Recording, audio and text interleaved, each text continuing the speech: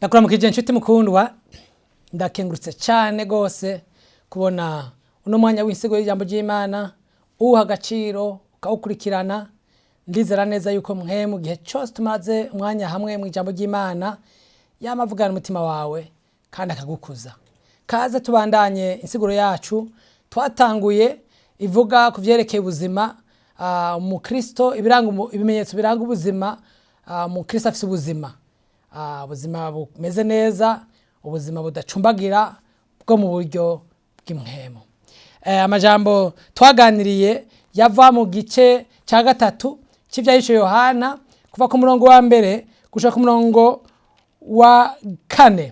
Reka tuyasome kandi kugira ngo twibutsanye aho twari twayagejeje igihe twagira igihe cya mbere, hanyuma tubandanye ibimenyetso byari bisigaye vyerekana umuntu afise ubuzima bwiza buhagaze neza mu buryo bw'imhemo.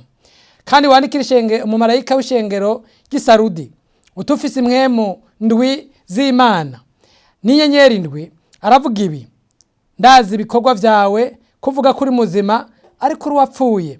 Bamaso ukomeze ibisigaye bigira bipfe, kuko atabikorwa vyawe nabonye bisozerewe imbere y'Imana yanje. Nuko niwibuke ingene wakiriye kandi wumvise, uvyitondere wihane. Nuko rero nutaba amaso nzoza nk'igisuma, nawe ntuzomenya igihe nzokubirira. Ariko ufise amazina makeya y'Abisarudi batanduje impuzu zabo, nibo bazogendana nanje bambaye impuzu zera, kuko bibabereye. Amen.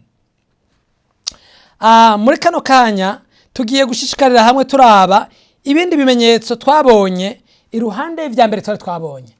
Gihe twavugana aya majambo mu nsiguro ya mbere twasanze ibimenyetso bitatu biranga umuntu afise ubuzima bumeze neza mu buryo bw'imhemo, umuntu atapfuye mu mhemo, umuntu akiri muzima. Arangwa no kuba maso mu gusenga, nk'uko umwami wacu yabitweretse akarorero kandi yabiduhimirije. Yarangwa n'ubushobozi bwa mpwemu yera, umuntu yuzuye ubushobozi bwa mpwemu yera ari muzima, kandi kubw'ivyo kuko asenga kandi akaba yuzuye ubushobozi bwa mpwemu yera, yarangwa n'ishaka ry'ubwami bw'Imana, ishaka ridacika. Nawe woshira imbere yiwe icumu yoricako kubw'ubwami bw'Imana. Reka tubivuge tubisubire. Umukristo cyangwa ishengero bifise ubuzima byategeza kugira ibintu bibigaragaza. Ntibihagije kuvuga ngo ishengero ryanyu rirakomeye tutaravye ibimenyetso bigaragaza ubuzima ko biriho. Ntibihagije ko nobemeza ko nkomeye utafasha kanya ngo urabe ko ivyo bimenyetso bitatu tuvuze bihari. Muri kano kanya turabona ibindi bimenyetso bibiri muri nokete vyiyongera kuri bijya bitatu vya mbere biranga ubuzima bw'imhemo buhagaze neza. Ikimwe ca kane tubona ngaha, uwizera afise ubuzima arangwa n'umutima wo guhimbara Imana. Kiri kimenyetso ca mbere tubonye umunsi, ariko kigira ca kane twisunze ivyo twavuganye igihe duheruka. Tukibona ku murongo wa kabiri, murongo wa kabiri urimo amajambo akomeye: bamaso ukomeze ibisigaye bigira bipfe, kuko atabikorwa vyawe nabonye bisozerewe imbere y'Imana yanje. Umutima wo guhimbara Imana ni igihushane cyo gukora ibikorwa ushaka kubonwa n'abantu canke gushika ku yindi ntumbero yawe. Umutima wo guhimbara Imana ni gukora ibikorwa vyose ukora ugomba kunezereza Imana, atakindi kintu kikurongoye, atakindi kintu ugamije gushikako. Ibikorwa by'Abisarudi vyaboneka neza imbere yabo n'imbere y'abantu, ariko Yesu arikebura aribwira ko ivyo bikorwa bidasozerewe imbere yayo. Aba majambo arakomeye gose. Kuko atabikorwa vyawe nabonye bisozerewe imbere y'Imana yanje. Ibikorwa vy'umuntu yashobora kuba bisozerewe imbere yiwe, abantu bakamukomera amashi kujya muntu akomeye, bakavuga tujya muntu ni gitangaza, bakavuga ati irya shengero ntaworaba. Imbere y'abantu n'imbere yabo bigasa nko kumenga birasozerewe, ariko avuga ati imbere y'Imana yanje ibikorwa vyanyu nibisozerewe. Ndazi ko ibikorwa vyawe ariko nibisozerewe. biragaragara ko ishengero ryari rifise ikibazo c'intumbero zabatuma bakora ibikorwa bakora. Kumbe kwa kutabishitsa kure vya bikorwa batangura ntibashitse nkuko twabivugaye mu gihe ca mbere cy'insiguro, vyatumwa nuko bobo babona umenga bahejeje, uko imbere yabo n'imbere y'abandi bantu bagomba ko babibona babona umenga bahejeje. Ntibitwararika ingene Imana iriko irabiraba, ntibitwararika ico Imana ivyiyumviriyeko. Bakora ibikorwa batagomba guhimbara Imana, bagomba guhimbara imitima yabo, bagomba guhimbara abantu bababona, ariko batagomba guhimbara Imana yabo. Amajambo n'amajambo ncisha bugufi jewe nibaza ko nawe yo gucisha bugufi. Ntaco bitwaye ivyo abantu bamvugako, ntaco bitwaye ivyo abantu bakuvugako, ntaco bitwaye ingene bakwita ku buhinga ngandakana bumenye. Mbega Imana yoyo ibivugako iki? Niki kibazo Bisarudi batiyumvira. Bavuga ati inyuma yuko abantu banshimiye, inyuma yuko abantu bamvuga, mbega Imana yanje yoyo imvuga gute? None umuntu yaciye bati none nibiki bituma abantu bakorera Imana ariko badafise intumbero yo kuyihimbara? Kumbe birakunda ko umuntu aba umuririmbyi atari Imana agomba guhimbara. Kumbe birakunda ko umuntu aba umusiguzi nkanje atari Imana agomba guhimbara. Kumbe birakunda ko umuntu aba umurongozi w'ishengero atari Imana agomba guhimbara. Kumbe birakunda ko umuntu atanga amafaranga mw'ishengero kandi menshi kandi afadika atari Imana agomba guhimbara. Ego nyene birakunda, kandi usomye isezerano rya kera na rishasha abantu be nabo urababona. Bibiliya irabatwereka birashoboka kuko bamwe bakora ibikorwa barondera inyungu zabo. Birakunda ko abantu bakora ibikorwa atari inyungu z'Imana bababaye, ariko bababaye inyungu zabo. Paulo yandikiye abi Filipi aravuga amajambo aryoshe cyane mu gihe cya kabiri kuva ku murongo wa 19 gushika 21. Reka ndahasome hose wumve ingena bivuga.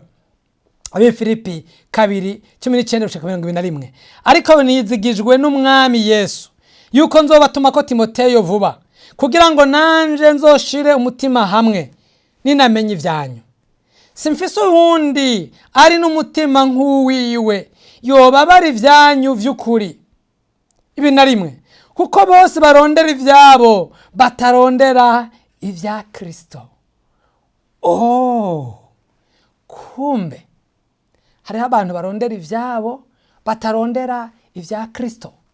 Paulo yandikiye abi Filipi ati narungitse uyu mugabo Timoteyo mu bandi bose, naho numva baregeteranya, naho mbona bakumagura, ndazi ko bafise ibindi bintu bariko bararondera, ariko ubu niwe nizigiye ko ivyo ndabarungikanya atahava bitera mu nzira, adahapfa cayongera ko ivyiwiwe. Niwe nzi ko abagwanira kuko niwe agomba guhimbara Imana. Wavuga uti none inyungu z'abantu barondera mu gikorwa c'Imana nizihe? Wagira zirabuze inyungu z'ubutunzi. Erega ari abantu babona igikorwa c'Imana nk'akazi, bakabona igikorwa c'Imana nk'ahantu bokura amafaranga, bagatangura amashengero nk'amabutike, bagatangura ibikorwa nk'uko umenga umuntu atangura koperative. None ntumva ko harimo inyungu z'ubutunzi? Imana idufasha cyane. None bagira zya ntambara z'amafaranga zivugwa ziba zavuye hehe? N'abantu babagize umutahe hanyuma bakabona uko urahomba. Icubahiro, erega abantu hari abantu babona mwishengera icubahiro kugirirwa ko ndagizo bwakeye bikabaryohera, akihanganira imibabaro yose ahura nayo kugira ngo agumane ico cubahiro. Nani mubona ko hari abantu basigaye bateye ubwoba mwishengero bafite icubahiro nk'ico mw'isi atanu wobegera. Erega iyo ni inyungu. Hari abandi babonamwo amabakwe yo kumenyana n'abantu, amabakwe y'ubuzima. Mani dufasha cyane kubona ivyo biba, kandi nimba warabibonye ugatsitara, nagenda kubwire si ubwa mbere biba, vyamye bibaho mw'ishengero rya mbere no mw'isezerano rya kera. Hamye hari abantu baza gukora, baza kugendana mu vy'Imana atari Imana barondera ikindi. Muribuka Simoni wa munyamareba yabonye abantu buzuye mpwemu yera kubera abakozi b'Imana babasengeye, acavuga ati nanje ni mu mpebwo ubushobozi, nanje ni mu makuru bwo bushobozi, kuko yacabona yuko bwa bupfumu nahora nkora ngomba nce nkoresha ubundi buhinga nkomere. Erega ari abantu basigaye bameze nk'abapfumu kino gihe, abakora mangetengete mw'izina rya Yesu. Mu vy'ukuri batewe n'impwemu ya Simoni umunyamareba. Inyungu zirahaba abantu barondera atari inyungu za Kristo. Rero abantu bashaka gukora ibikorwa bakaba mu bikorwa bakabimaramwo imyaka kandi atari inyungu za Kristo, barondera inyungu zabo. Aba nabanyene Paulo nabanyene uwandikiye ikete Saruda avuga ati ibikorwa byanyu bisozerwa imbere yanyu, ariko imbere y'Imana yanje mbona hari akabuze. Ikindi, abantu bashaka gukorera Imana bagomba guhisha ingorane n'imwe mu bafise. Sindi kuri kwanyuma ngaha, umuntu ashobora kuba afite ikibazo cyo mu buryo bw'imwemu, ahagomba kukinyegezesha ibikorwa n'umwete yereka abantu kugira ntibasubire kuraba bwa buzima bwiwe bw'imwemu buriko buragira ibibazo. Akabaho agomba gukora ibikorwa ngo abantu babibone, bace bibagira intege nke ziwe, bace bibagira ibimugora. Akagomba guhuma amaso amakungu. Jambo ry'Imana mu gitabo cy'umuvugishwa Amosi, iryo jambo rirakomeye cyane. Abisirayeli bari baraguye muri uwo mutego, batangura gukora umenga bagomba guhenda Imana no kwiyeza imbere y'Imana n'imbere y'abantu. Amosi 5:21 havuga gute? Havuga ngo nanse iminsi mikuru yanyu ndayigaye, kandi simpimbawe na gatoya n'amakoraniro yanyu y'agahebuza. Mbere naho mwonshinkanira ibimazi biturirwa n'amashikanwa y'ifu, sinzovyemera. Kandi shuri munzanako ibimazi vy'ishimwe, sinzozishirako ijisho. Nk'urwamo rw'indirimbo zanyu mu matwi, kuko ntagomba kumva guhibongoza kw'inanga zanyu. Ariko imanza ziroranye reka zisendanishe nk'amazi, n'ukugororoka gusendanishe nk'uruzi rudahoka. Mbega mwanzaniye ibimazi n'amashikanwa mu bugaragwa ya myaka uko yari 40, yemwe ab'inzu ya Isirayeli. Nagomba turabaye amajambo wumvira icyo asigura. Abisirayeli bari barasubiye inyuma mu buryo bugenana n'Imana, bari basigaye bajya imfuvyi n'abapfakazi. Ivy'Imana yabasaba gukora mu by'uburyo bw'imibereho byari byarabananiye, ariko baguma bazana ibimazi, bagomba gucunguza caki nikitagenda neza, indirimbo n'ibindi.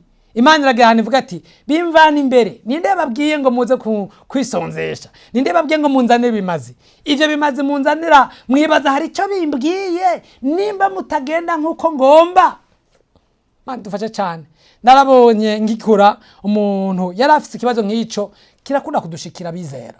Yari afite ico kibazo, bari bazi mu ishengero kwigihe yisonzesheje cyaba ari giheruka kwiba.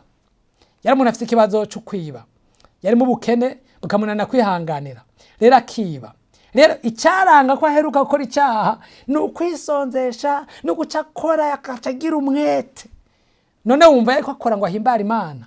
Oya, aba ariko akora ngo ahishe ingorane yiwe, yihumurize, yiha amahoro. Iyo ni ikintu gituma abantu bakora batagomba guhimbara Imana, ariko bagomba guhumuriza ubugingo bwabo n'ivyumviro vyabo. Birashoboka ko umuntu akora kugira ngo agakora ibikorwa atagomba guhimbara Imana, kuko yibagira yuko Imana ibona vyo mu mutima. Yibaza asunikwa n'inyungu no kugira ngo yihumurize, ahishe ingorane ziwe, mugabo akabikora yibagiye yuko Imana imubona. Iki kintu rero kirakomeye gose. Abantu bakora ibikorwa bibaza yuko Imana itababona. Erega ni Imana isoma ibiri mu mutima. Mu Baheburayo 4:13 havangwa iki? Havango kandi imbere yayo nta cyare mu gihishijwe, ariko vyose vyambaye ubusa, biragaragara imbere y'inyonga zizotubaza ivyo twakoze. Aba bantu bakora barondereza n'inyungu bibagira yuko Imana atakintu nyegezwa. Irabona ivyo niko ndakora, irazi n'igituma ndabikora, irazi insiguro ntangayo n'insiguro ntatangayo, kuko irazi yo mutima. Zaburi ya 51:6 nayo ivuga ngo raba ugomba ukuri higa mu mutima. Ijambo ryavuzwe na Dawidi amaze kubwirwa na Natani yuko yacumuye. Yarabizi ko yacumuye, muga yaramaze gihanyegeza ko yacumuye, ahagaragaza kwigengagiza ko yacumuye. Kubiyo n'ikibazo Natani yamubajije cerekeye umuntu yarenganije umukene, yacishuye nk'ukaza tuwo muntu akwiye guhanwa. Umuntu arenganya abantu, yivye agatama kabandi atazi ko ari we. Yari yaribaje ko atawo bimenya. Amaze kubwirwa na Natani azavuga ati oh man, ndabonye ko atawo kunyegeza ukuri ko mu mutima. ugomba ukuri ko mu mutima. Mana idufashe cyane. Ikintu gitangaje rero ni ukubona igihe abantu bariko barasubira inyuma, igihe abantu ubuzima bw'impwemu bwatanguye gufutana, ariho bagerageza gukora ibintu byinshi bigaragara kugira ngo bihumurize. Naganiriye n'umuntu umwe arambwira ikintu kinkora ku mutima cyane. Namubaje ati ni kubera iki iyo ishengero nsomye muri kahise k'ishengero saha mu Burundi ni mwisi yose, iyo ishengero ritanguye kugabanukirwa mu mpwemu, ritangura kubaka amazu akomeye n'inyubako zikomeye. Ndamubaza ni kubera iki? Nsigurira. Uza gusanga inyubako zikomeye zijana n'igihe ishengero ritanguye kugabanukirwa. Igihe ryari riri mu tuzu dusanzwe, igihe ryari mu mashitingi, igihe ryari mu mahema, ryari rikomeye, ryari ryuzuye ubwiza, ariko rigiye ahagaragara turibona ari goyigoyi, ririmwo amategeko, ririmwo imigenzo. Ni kubera iki? Yambwiye ati erega kera bari bahimbawe n'ubwo bwiza bw'Imana bo muri bo, bumva banezererewe icyo cyubahiro bahabwa n'ubuzima bw'impwemu bafise. None uko bugabanuka niko bagaragaza kurondera ikindi kintu cobaho icubahiro. Uko ubuzima bw'impwemu bugabanuka niko tugomba kwerekana ibigaragara byo hanze, kugira ngo nuwo nyiyumvira nabi mu buryo bw'impwemu akogwe ku mutima n'inyubako, n'ingena ngenda, n'ijunja, n'ingena mpagaze. Mana dufashe cyane. Ngiki kimenyetso kindi umukristo afite ubuzima cyategeza kumuranga, n'umutima wo guhimbara Imana mu vyakora. Iyo umuntu atagifise umutima wo guhimbara Imana mu vyakora, aba ariko arapfa canke aba yaramaze gupfa mu buryo bwo mu mpwemu. Ubu n'umwanya wanje nawe wo kwisuzuma, mbega ibikorwa nkora, mbega ibikorwa ukora, waba ku giti ciwawe canke mw'ishengero, ubikora mu ntumbero yo guhimbara Imana canke ubikora mu yindi ntumbero uronka inyungu zawe ucike ku mabakwe yandi? Mana dufashe cyane. Wame wibuka ko Imana ibona kandi isesa imitima. Nyabuna uharanire gukora ibikorwa ugomba guhimbara Imana kugira ngo bibe bisozerewe imbere y'Imana yawe, apana imbere yawe n'imbere y'abantu n'imbere y'urunganwe. Kindi kimenyetso mbona hano muri nokete ryandikiwe shengero ry'Isarudi ni ikimenyetso kivuga ngo uwizera afise ubuzima arangwa no kuba ubuzima bwejejwe. Uwizera atarapfa mu mpwemu, ataranyankabirana mu mpwemu, arangwa no kuba ubuzima bwejejwe. Ku murongo wa 4, ariko ufise amazina makeya y'Abisarudi batanduje impuzu zabo, nibo bazogendana nanje bambaye impuzu zera kuko bibabereye. Kwezwa no kuba ubuzima butaganzwa n'icaha, bwahindutse no kuba umuntu atandukana n'abatizera mu myifato yabo, hanyuma agatandukana n'ivyifuzo vy'isi n'ivyo ivya mbere abisi bahahamira. Naho Abisarudi bari bafise ikibazo, harimwo bamwe muri bo bari bakiri bazima. Imana ishimwe cyane, ndirumarira Imana. Muri kahise k'ishengero ijambo rirakomeye cyane. Hama hari icyo twita amasigarira. Amasigarira ninde? Niba abantu baguma barindiriye Imana, naho abandi bose bo bivamwo, naho abandi bose bohemuka, bo bakarira barindiriye ko Imana ishitse amasezerano. Ni Ana, ni Simiyoni babonye Yesu mu rusengero, baramumenye uko bari mu masigarira, naho bari bamaze imyaka 400 atamuvugishwa kivuga inyuma ya Maraki, bari bagumye bahanahana urunganwe ku rundi isezerano Imana yasezeranye, barindiriye icyo Imana yasezeranye. Rero ni Sarudi hariho amasigarira, nico gituma ngo ufite amazina makeya y'Abisarudi batanduje impuzu zabo. Imana ishime ko yibikiye ubwo burenganzira ko naho urunganwe kanaka rusubira inyuma, yibikira inkewa amasigarira y'abantu baguma mu rukuri kw'ijambo ry'Imana. Impuzu zabo ni imvugo ngereranyo y'ubuzima n'inyifato zabo. Umwambaro niwo utuma umuntu amenyekana. Ubonye umuntu yambaye impuzu z'igisirikare ntumuyobegwa. Ubonye umuntu yajeje gucungera umutekano ku rupangu kanaka, barafise umwambaro w'abaganga uramenyekana. Bavuze impuzu zabo rero bariko bavuga inyifato zabo, ingena bameze, ibibaranga. Vuga tujya muntu ameze neza cyangwa ujya muntu n'umukristo yiyoberobeka, cyangwa ujya muntu yarabivuyemwo byanse gusa ko asubiza ikarata. Mu yandi majambo, imyambaro ya benshi bo mu Bisarudi yari yaranduye. Bisigura iki? Bisigura ko baba mu vyaha, bagendera mu vyaha, kiretse izo nkewa nkeya. Ntibari bafite ubuzima bwejejwe. Cyari ikimenyetso cerekana ko iryo shengero ryapfuye, ririko rirapfa, hasigaye bike nk'uko twabisomye mu mirongo ya mbere. Nuko ubuzima bwejejwe ari ikimenyetso cy'umukristo afise ubuzima. Kwezwa ni kuko ari ikimenyetso cyerekana ko umukristo atarapfa canke atagwaye canke atari ku mfiro mu buryo bw'imwemu.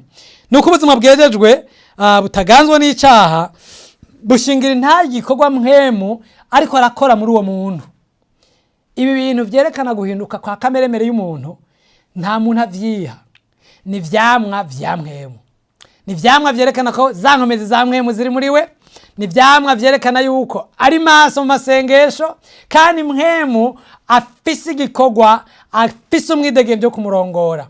Abagalatiya 5:22 havuga ngo kandi vyamwa vya mwemu biramenyekana: n'urukundo, amahoro, umunezero, kwihangana, ingeso nziza, ibindi byose bigaragaza ingeso z'uwizera. Rero umuntu aganzwa n'ivyamwa vya mwemu yera, ya muntu yahindutse, vyerekana yuko mwemu ariko arakora muri we. Umuntu mubona ubuzima bwiwe budahindutse, avuga nk'abanyavyaha, bayeho nk'abanyavyaha, yifuza ivyo abanyavyaha bifuza, bigaragara ko mu buzima bwiwe ubuzima bwa mwemu bumerewe nabi, ariko arasubira inyuma kuko ata vyamwa vya mwemu bigaragara muri we.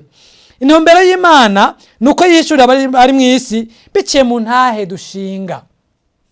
Rero ubuzima bwejejwe ni ikimenyetso cy'umukristo abaho nk'uko Imana igomba, abaho nk'uko Imana yagabiye ko tubaho. Imana igomba ko tubaho ubuzima buhindutse, ubuzima bwejejwe. Niho twoba turiko turaberaho intumbero twaremewe yo kubaho ngaha mw'isi. Mu ikete rya mbere Petero yanditse 2:11 havuga ngo iki? Havuga ngo abo nkunda ndabinginga ko muri nyambukira n'ingenzi mwirinde ivyifuzo vy'umubiri bigwanya ubugingo, mugira ingeso nziza mu mahanga, kugira ngo no kuvyo bavuga nabi nk'inkozi z'ibibi, ibikorwa vyanyu vyiza babona bizotume bahimbaza Imana ku munsi ibagendeye. Ubuzima bwejejwe ni ubuzima bugendera mu vy'Imana yamye yifuza kuva kera, yuko tuba ivyabona mw'isi, ku buryo n'abatemera ivyo twigisha, n'abatemera ukwizera kwacu, ubukizwa bwacu, babonye ingene twihangana, babonye ingene dufise urukundo, babonye ingene dufise ingeso nziza, bamenya ko Imana ariyo dusenga, bigatuma bahimbaza Imana. Ukuba ubuzima bwivanga n'isi canke bwiyanduza ni ukunyuranya n'intumbero Imana yari ifise mu gutanguza ishengero. Ntibikunda ko umuntu abaho mu buzima bwivanga n'isi ngo ahimbare Imana.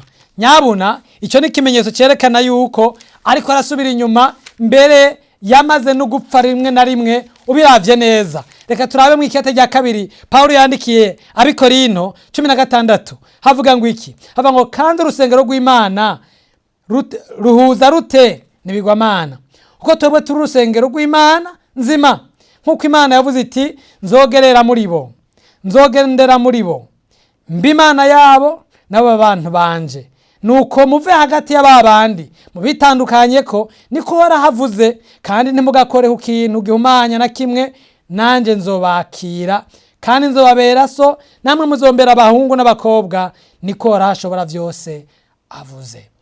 Umugambi w'Imana mu gushiraho ishengero nukuronka ihanga ryisa, ihanga ryera, ihanga ritandukanye nuko abo mw'isi basenga ibigwamana babayeho. Rero iyo umuntu abaye ubuzima bwejejwe vyerekana ko vy'ukuri ari muzima. Iyo umuntu atabaye ubuzima bwejejwe vyerekana yuko mu buzima bw'imwemu aragwaye, ari kumfiro canke amaze no gupfa akayombekere. Cyatumye Imana yirukana Abisirayeli ni kubera vyari vyabananiye kubaho ubwo buzima bw'imwemu. Nshuti mukundwa, unyumve neza, yabizera badahinduka mu ngeso zabo, yabizera babaho ubuzima bwiyanduza, bafise imyambaro yanduye, birababaza gose kandi biratuma abantu batizera ubutumwa bwiza, birasubiza inyuma umugambi w'Imana. Ubiravye womenga ni ikibazo cabo, ariko si ikibazo cabo gusa, ni ikibazo cabo, ni n'icabababona, ni n'ic'ubwami bw'Imana. Umusiguzi umwe yavuze mu mvugo ngereranyo yankoze ku mutima gose, yavuze ati burya Bibiliya irimwo ubutumwa bwiza, ibitabo vy'ubutumwa bwiza 4, mugabo hari icya gatanu mutazi. Icya gatanu ni wewe na jewe. Iruhande ya Matayo na Mariko na Luka na Yohana hariho wewe na jewe. Ni ubutumwa bwiza bugira gatanu. Acavuga ati imbere yuko abantu basoma Matayo, Mariko, Luka na Yohana babanza kunyugwa n'ubwa gatanu. Nukuvuga iki? Babanza kunyugwa n'ababusomye, babanza kunyugwa n'ingena abizera babayeho, ingena bigenza, ingena barongora ubuzima bwabo, maze bimaze kubanyura bagaca baja kurondera iyo vyavuye. Mana dufashe cyane. Numvise intahe y'umuntu vyagenze gutyo, yakijijwe. Amaze gukizwa yari umudamu, acara hinduka mu myifato yiwe mu rugo. Amaze guhinduka mu myifato yiwe yo mu rugo, umugabo wiwe atangura kugira ubwoba. Ati mbega uyu mugore si ibintu andonderako.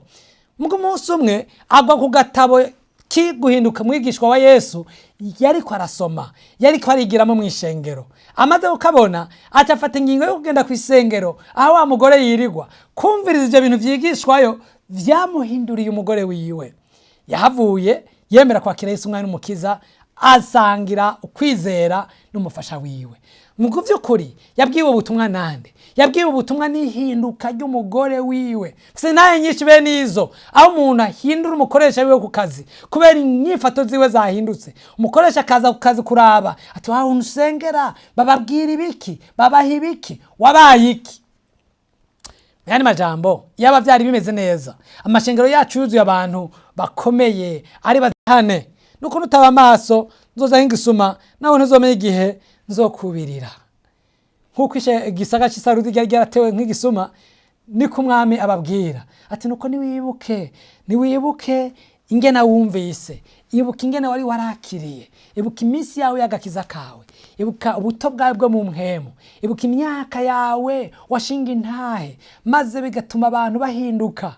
Ibuka hahandi wavuye ukagwa maze wihane, hanyuma uvyitondere. Nakama dusenga Imana, ni hehe ugomba kwihana?